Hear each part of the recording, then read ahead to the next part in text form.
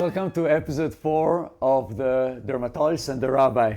And today I have a surprise guest for us, Rabbi Faur, Levy, who is the head of the Sephardi synagogue here. And Rabbi Abe Faur, would you mind telling me a little bit about what separates what differentiates the Sephardi and the Ashkenazi, and where did it even originate? Where did it even start? Well, okay. So first of all, thank you for having me, and thank you it's a for pleasure agreeing to be here with me. And so that's a topic that can take so long. We might even need an hour, or 2 hours, or 3 hours. But this is what I want to do. I want to give you the gist of it, because some of the Sephardi Hachamim, if you look at their writings, when they signed their names, they would sign Samech Tet Dayan, which means Sephardi Tahor. Now, I know some people wanted to water it down and say, no, it means something else. It means Sephardi Tahor. My father was one of the great Chachamim Sephardim, and he used to sign Samech Tet, Sephardi Tahor. Now, what does that mean? Why? So let me explain. So there is a verse in Obadiah HaNavi, right? Obadiah HaNavi says, Begalut Yerushalayim Asher Bisfarad. He says that the people who lived in Jerusalem, and that was the aristocracy of the Jewish people, they would one day go to Sepharad. So we have a tradition among the Sephardim, and this tradition is recorded by Rabbi Shemuel HaNagid, who was one of the great Chachamim Sephardim. He was born in Cordova, and then he became a warrior for the Khalif in Granada. This tradition is recorded that the aristocracy of Jerusalem went to Spain, and that us, the Sephardim, are the descendants of that aristocracy. And that's why it became a custom, almost like a badge of honor, Sephardi Tahor. I am from those Sephardim because we saw the lineage as going to Jerusalem, right? So that's why Sephardi Tahor became a thing. So it wasn't meant as, God forbid, a negative commentary on anybody else, but rather we are from the aristocracy of Jerusalem. Yes. Wow. Yes. Wow. And whether the name Faur, my name Faur, there is. We come from Spain. There is a city in Valencia. It's called Faura. And we originate from that city in Spain. And eventually, when the expulsion happened, we went from Spain to the Ottoman Empire, and we ended up in Damascus, Syria. But the name Faur itself was a Spanish name. Wow, because it sounds Arabic in a way. Yeah, no. So the meaning, because a lot of the towns in Spain, they have Hebrew names. Really? A lot of the towns. What is Cordova? Cordova is Kiryah Tova, right? Oh, The wow. Jews, they founded a lot of these. Wow, I did not know Yeah, that. a lot of. Kiryah means an outskirt that is good, Right, a good outskirt. Exactly, Iberia. What does Iberia mean? Iberia is Ever. I thought Ivri, like Ivri. Because it was all the way on the western part of the world, Ma'arav, Iberia. Kiryat Tova means a beautiful city, because Cordova was beautiful. It was beautiful, yeah. So Faur, the real meaning of Faur is Milashon Pe'er. Apparently it was an aristocratic family again, so the name was Pe'er. So the name Faur probably is the reason why the city was called Faura. That's what I speculate. Beautiful, beautiful. Yes. Well, thank you. A little history for your yes, audience. Yes, we understand. We met with Rabbi Akiva Aztad before, and right now with Rabbi Abe Faur, so it's really giving us the spiciness, the beauty of our culture that unites people from all around the world and bringing the best to the surface and helping us learn and become better. Yes. So today I would love to hear your thoughts about the Parsha. The Parsha today is Parashat Behar, and Behar means in the mountain. And there are things in life that as we become, especially with the iPhone and materialized, we very often believe that we are recognized by what we wear.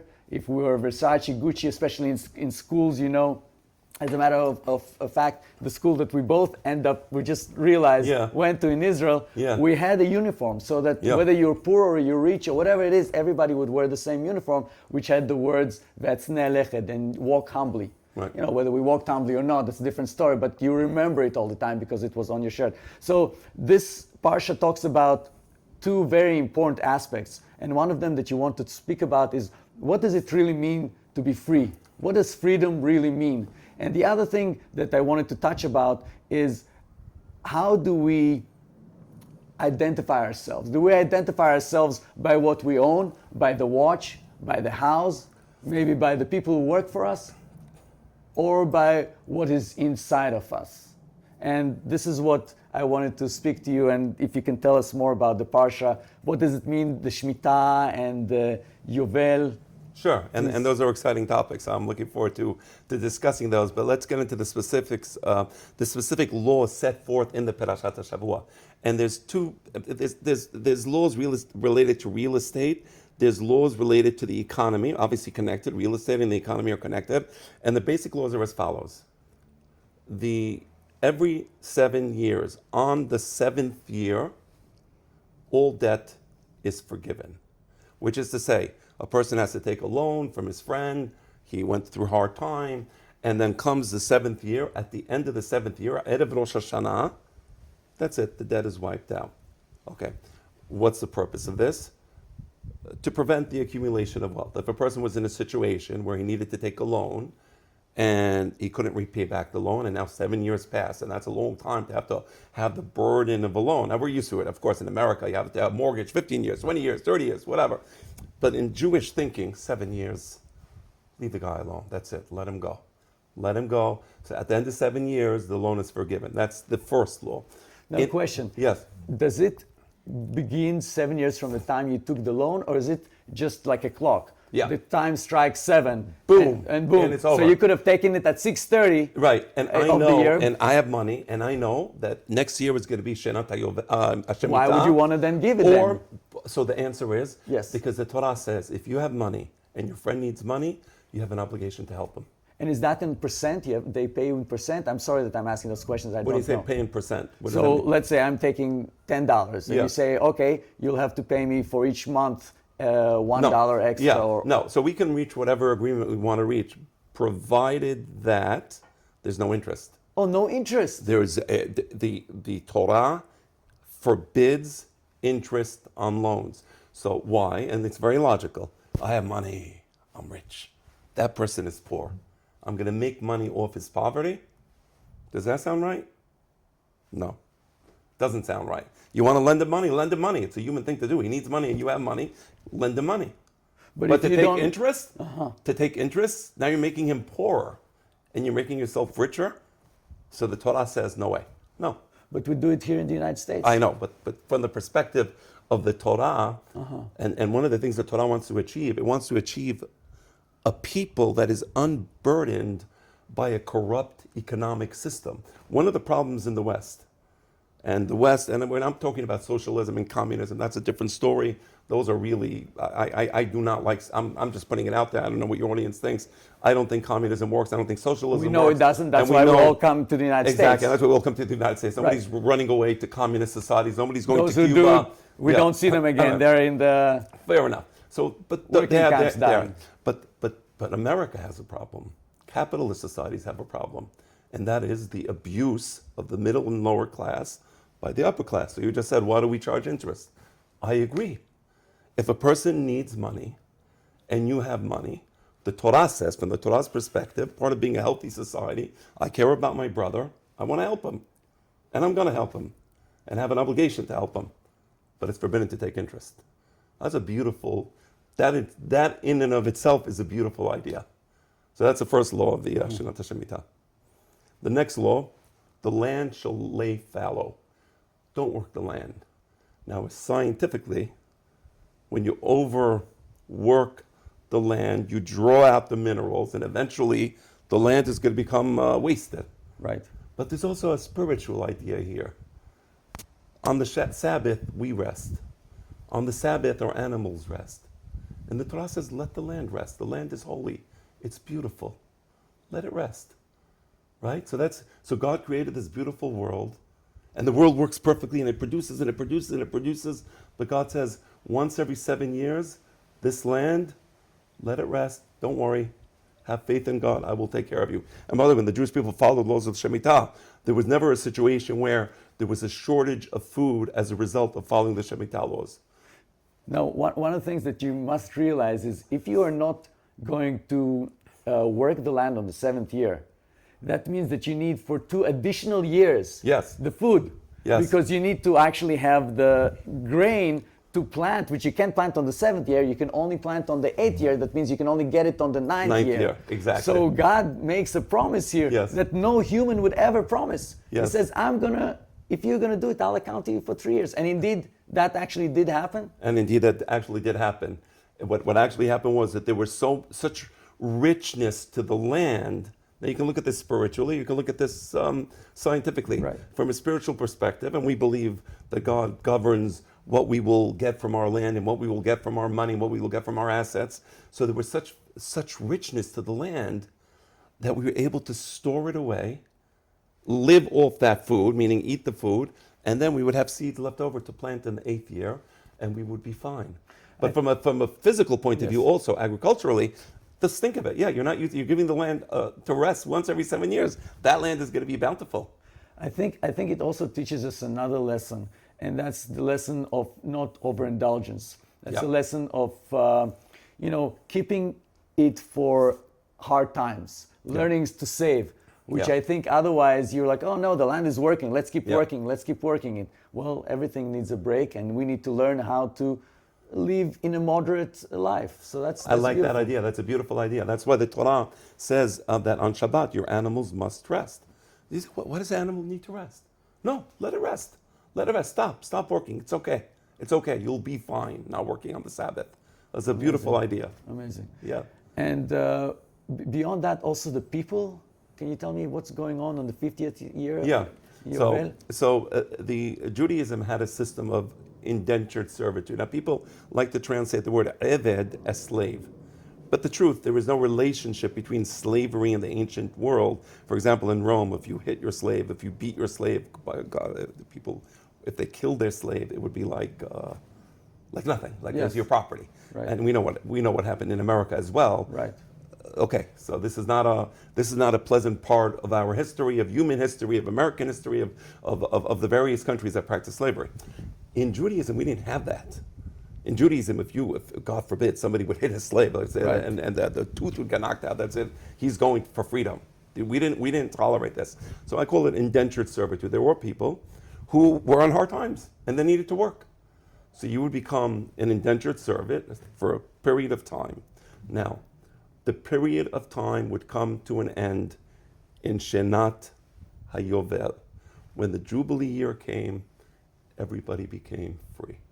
And they would go back to the land of their inheritance, and they'll have their land and they'll have everything. So that's another law. And their kids. No, that's a separate law. So one is now. Let's say there was a person who, coming upon hard times, he needed to sell his land. Now, under the Torah system, everybody gets a piece of the land in Israel. When we came, everybody has a right. Spread now, when the tribes. Mashiach comes in the future, hopefully soon, once again, they will divide the land of Israel among the tribes of Israel, among the members of the tribes, and everybody will have a piece of land in Israel. Let's say a person comes upon hard times. He needs to sell his land, ancestral home. Comes the 50th year, that's it. All the real estate reverts back to its original owners. So you can't have a situation where you have people owning, I don't know, one person owns 20, 30% of Manhattan, and another person is, I don't know, renting a little slum somewhere, right? That doesn't work in Judaism. That is not part of the Jewish system. The unbridled accumulation of wealth in Judaism is simply not possible. I remember a story with Jezebel, where the king Yerovam, was it? He wanted to have the Ahav. He wanted to have the land of one of the Navot. Thank you, Navot. And he said to him, "This is the land of my ancestors. I'm not going to sell you this vineyards. I'm not going to sell you." And so they find a way to accuse him falsely, which is one of the 10 Commandments. But don't do that. Right. Yeah. And now Jezebel was not Jewish. Exactly. And she said, "Don't worry, I'll take care of it." And so she goes ahead and buys 2 false witnesses who claim that he blasphemed against God. Yes. And then they take away his land. Yes. So once they take away his land, it won't be to his kids, it won't be to anyone. That's right. Right. That's so right. that was a way to bypass it. So look, any system could be the best system in the world. The most perfect economic system, most perfect system of rights. It's only as good as the people who live in that system. Now, here, the Jewish king didn't really know what to do. Jezebel, she was a Phoenician woman Gentile, and she was telling her husband, let me do things here in Israel the way we do it in my country. Okay, you're right. Any system can be corrupted. But what happened? God exiled the Jews from the land for this reason. He said, if you're going to corrupt my beautiful system and you're not going to live according to my laws, well, go live somewhere else. Right? Right. And another thing that you were telling me as we were discussing the Parsha, which I thought was beautiful, was the idea of the definition of freedom. Could you elaborate on that a little bit more? How in this chapter, when we're talking about land, where is it really talking, and how do you glean from that the idea of freedom? Yeah, okay. So first of all, you look at the book of Vayikra.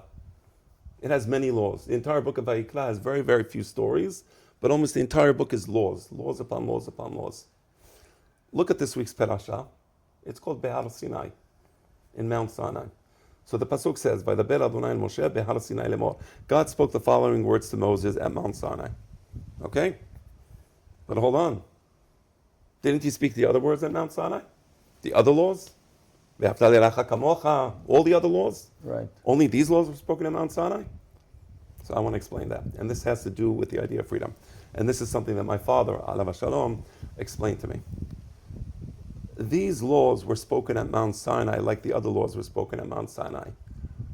But these laws are the underpinning of the entire system. Meaning God gave us the Torah at Mount Sinai. Mm-hmm. These laws, if you don't have these laws, the system collapses. What do I mean by that?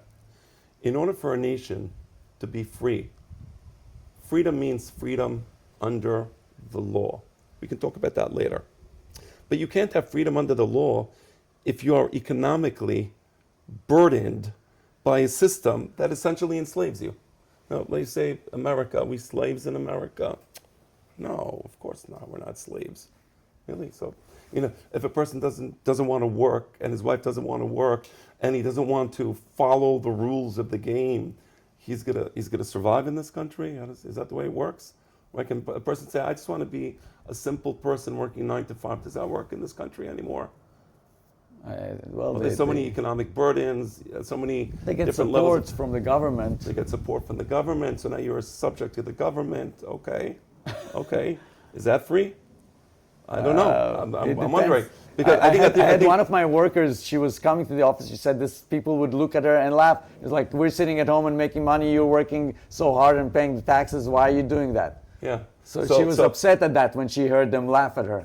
So let me tell you. She still came to work and she loved her work. But let me share a pasuk with you in the Torah. And this is freedom. The highest level of happiness in the Torah is you work hard, you have an honest living, and you sit down and you enjoy your family and you have a beautiful meal together and you work for it, it's yours. The fruit of your labor. People who don't work for their money, they don't enjoy it as much. It's not theirs. They didn't earn it. And there's a certain spiritual pathology that brings down the person who is told, don't work, we'll take care of you. I agree with you. Right? We'll take care of you. That's not freedom.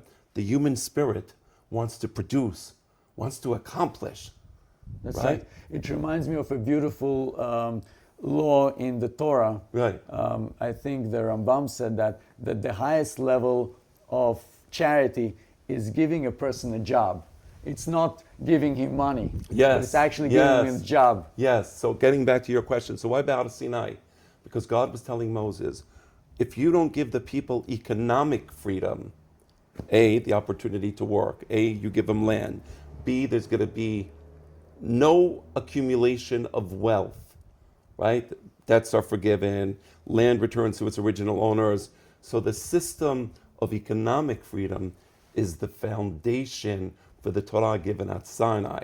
And that's why it says, "Vaydaber Adonai el Moshe Behar Sinai lemor," to teach us these economic laws support the entire Har Sinai endeavor. That's beautiful. Right. That's beautiful. By the way, you know what? When was the Mishnah written? Who wrote it? Do you know? First century Yudan. Rabbi Yuval Nasi. Do you know when he wrote it? Why didn't Rabbi Akiva write the Mishnayot? Why didn't Rabban Gamliel write the Mishnayot? Why didn't Rabban Yochanan Zakkai write the Mishnayot? Why didn't all the Chachamim before him write the Mishnayot? And I'll give you the reason. Because it was Roman persecution. Yes, they were afraid. And it was impossible. It wasn't afraid. They weren't afraid of the Romans. No, they were afraid. They wrote it because they're afraid it will disappear. Right? They wrote it because they was afraid of disappear. But the point is, why couldn't they write it before? Why? During the days of Rabbeinu HaKadosh, the Hadrianic persecutions ended. Rabbeinu HaKadosh had a very good relationship with the Marcus Aurelius, who was a Roman emperor. Right. And by the way, if you read the writings of Marcus Aurelius, I did. Many of them come from the Torah. I was impressed. It's unbelievable, right? He actually hated Hadrian. Yeah. Okay. So there you go. So when there is wealth, we write the Mishnayot. And you know when we wrote the Gemara? When things were great in Babylonia and they weren't being persecuted and we were free and we had money and we wrote the Gemara. So there you go. When you have economic prosperity and the people are not burdened by all these obligations that you have to work from early in the morning to late at night and you still can't finish and then you have to just take a second job. And I see. So you get prosperity not only physically, physical but also prosperity leads to spiritual productivity. Amazing. That's Behar Sinai. That's why it's Behar Sinai. By the way, Marcus Aurelius, you guys all watched the movies, not Spartacus, Gladiator, right? So that's the kind of like impersonation of this wise old man who unfortunately is killed by his son, etc. Yeah. He actually did have a son too, but his son died on the way back from typhus, from one of the diseases. He was very afraid. Yeah. So the interesting thing is we have it paired with, and now I only understand it, because now we have this beautiful parasha chapter paired with the Haftarah of Jeremiah 32. And in Jeremiah 32, there's one of the most beautiful moments in the Bible where he is poor, he has no money, he's not married, no children. And yet, as he sees the destruction and the imminent exile of the Jews, he says there is hope. And with the very little money that he has, he buys land. He buys land to show people there's hope. And what is this land going to do for him? He cannot pass it to someone else because he has no kids. He buys it because he wants to tell the people, you're going to return back. Don't lose hope. But one of the things that happened is they were talking to the people, please, you have to keep the laws of Har Sinai that God told you. One of them is, do not take away the last clothes, right? We spoke about, this was Yeshayahu, who said, if you take the clothes from them, what are they going to cover themselves at night with? Right. So you can't do it. You have to return them for the night, and then in the morning they can give it back to you because you borrowed it from them. And then the Jeremiah, the same thing. What did you tell me? Right. So Perashat Mishpatim, what you just said now is the law from Perashat Mishpatim. That again, it shows the humanity of the Torah. Because in ancient society, if a person had a debt, you can take away his blanket, and he'd be cold at night. And the Torah says that if you take away the blanket of a person who owes you money, and that person is going to scream out to God, God will hear his screaming.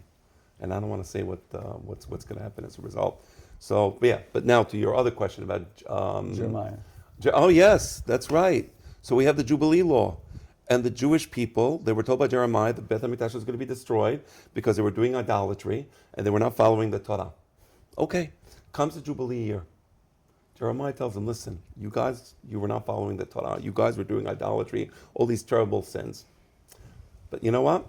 If you let your indentured servants go free, because it's the 50th year, God will forgive you. He's going to protect Jerusalem from the Babylonians.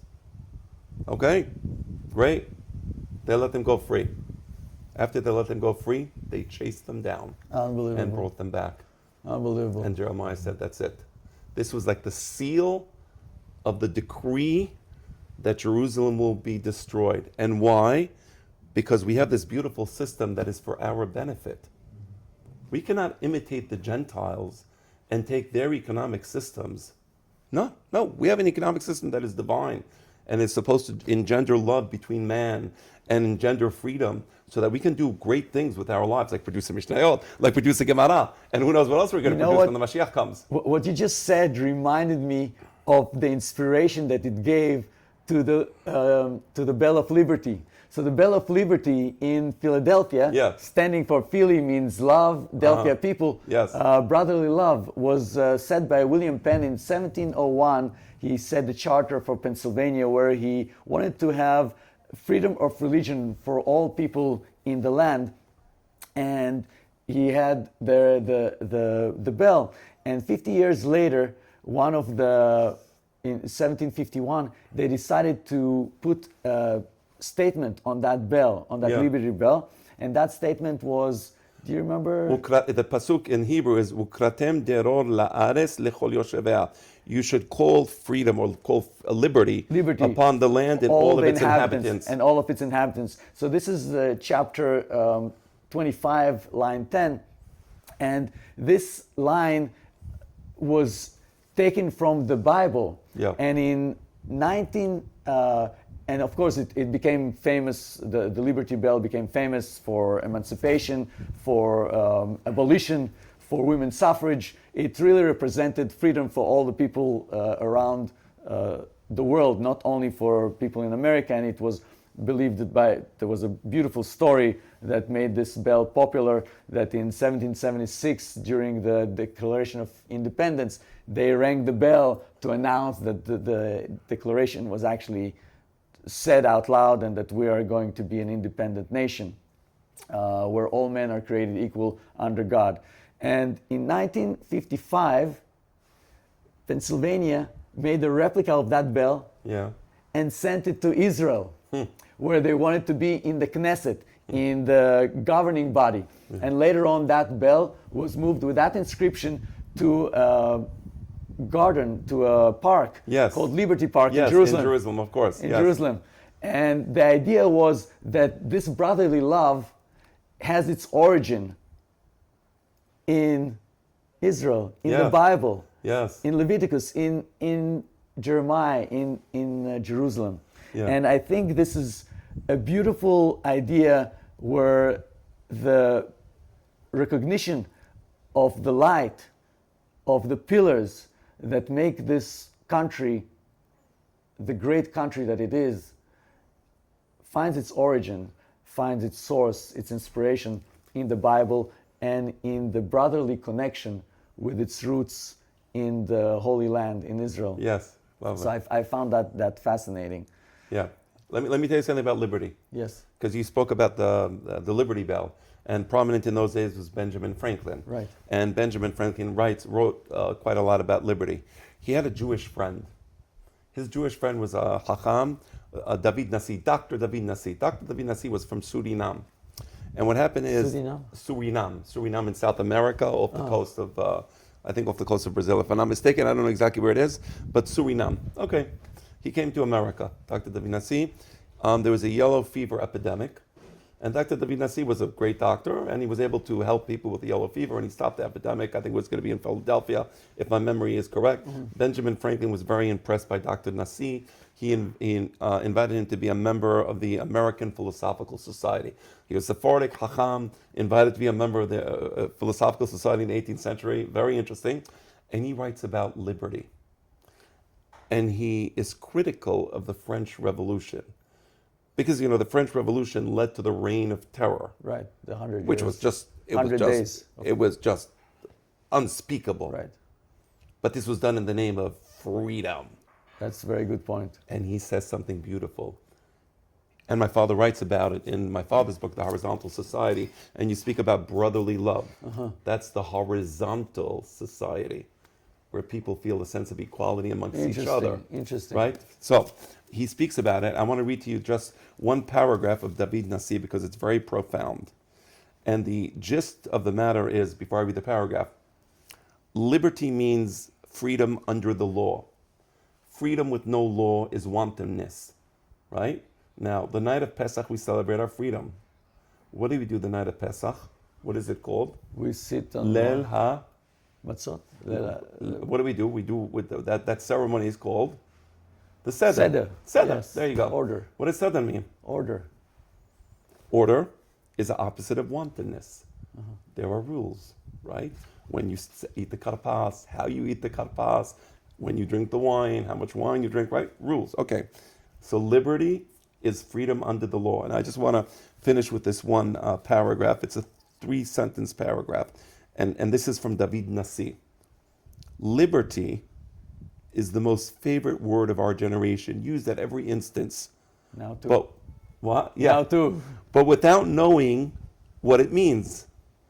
Some think that by virtue of this term, they could do whatever they wish. Oh, I want freedom. I want liberty. It looks like he's speaking about the college students now. It's amazing. Okay. Others imagine that they have already shaken off the yoke of slavery. Oh, I'm free. But which I believe they had never felt its weight. If you want to be free, and that's this point, you need to be aware of your own slavery.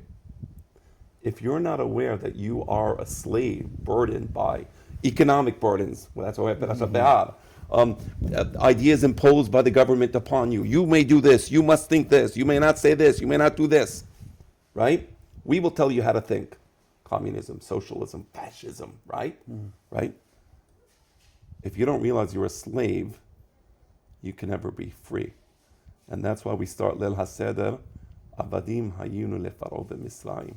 We recognize that we were slaves, and that's why we were able to attain liberty, freedom under the law. Right? That's a very profound idea, and I think that's the idea of Parashat Behar Sinai. The idea of Parashat Behar Sinai is God wants us to be able to attain that liberty under the law. But the only way we can be a horizontal society, not burdened by a government above us, is if we have economic prosperity. And that economic prosperity doesn't depend upon who the president is, who's in Congress. These laws are built into the system. They may never be violated. They are eternal laws. And because they are eternal laws, they guarantee our freedom, economic freedom, and our liberty. I agree with you. I think the other thing we must remember is when you wake up in the morning, you think, oh, I'm free. If you do not have a structure to the day seems to just slip between your fingers. Like at the end of the day, is what did I really accomplish during that day? Yeah. And so I believe, and I explained to my son, and it took me a while to understand that true freedom comes within a framework that allows you to follow certain laws so that you can accomplish your freedom within those laws. And those laws are the laws that are set by the society based on these values that we accept. And the more I read, the more I listen, the more I learn, the more I realize how wise they were, and how did they know all the problems that we will have throughout the centuries back then already. Yes. And I think that it's quite fascinating the times that we're in. I just came from the Israeli Day Parade. I'm wearing the shirt Jewish Parents Academy because the idea is to teach values so we can be free within that within that framework. And then we had the amazing victory of Yuval Raphael. Yes, in the Eurovision. I think it came in second place. Amazing. Second place. She was the first choice for the people. By the way, despite, can you imagine how many people just voted against her because Israel, Jewish, the whole thing? Right. Even in the Spanish TV, they were saying, "Don't vote for her because whatever they were trying to say." By the way, she was the best singer there. She was that. What an unbelievable song! And the song was amazing, and the words, "A new day will rise." Yeah. And I think this perhaps would be an amazing summary. Yes. To our amazing conversation. Yeah. To finish with her voice, Yeah. which truly transcends time and space and religion. And speaks to the heart. And what it says is that we're all one people. We should help one another. We should help the land. We should help humanity. And this will usher a new day. And together we can rise up. So with that, Rabbi Abe, thank you very much. Of course, it was a pleasure. Thank you very much for teaching us, and hopefully we'll learn how to be free in a constructive productive way. If you have a question that you want to send to Rabbi Abe Faur, please don't hesitate to send a message. He'll be happy to answer it the next time we meet again. Yes, for sure. Thank Lovely. you very much. A pleasure. Thank you. You very much. Thank you.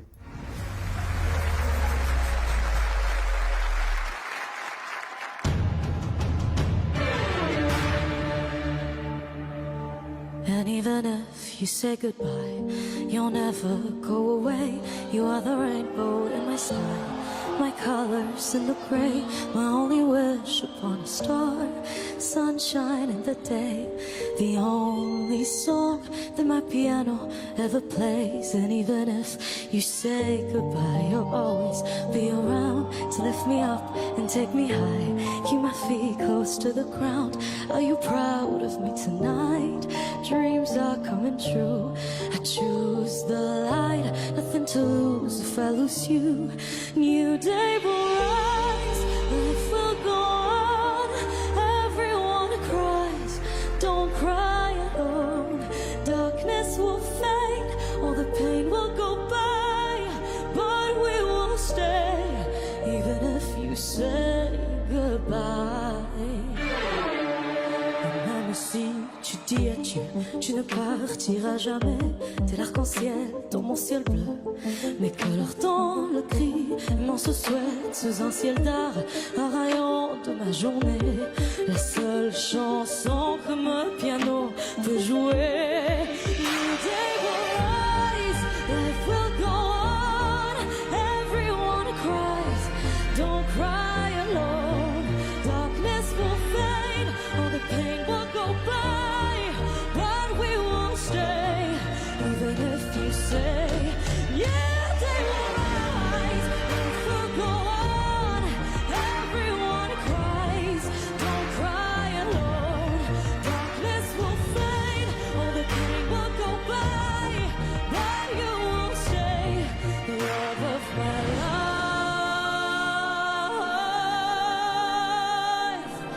מים רבים לא יכבו את האהבה, ונהרות לא ישטפו. New day will rise. Everyone cries, don't cry alone. Darkness will fade, all the pain will go by, but we will stay, even if you say goodbye. A new day will rise.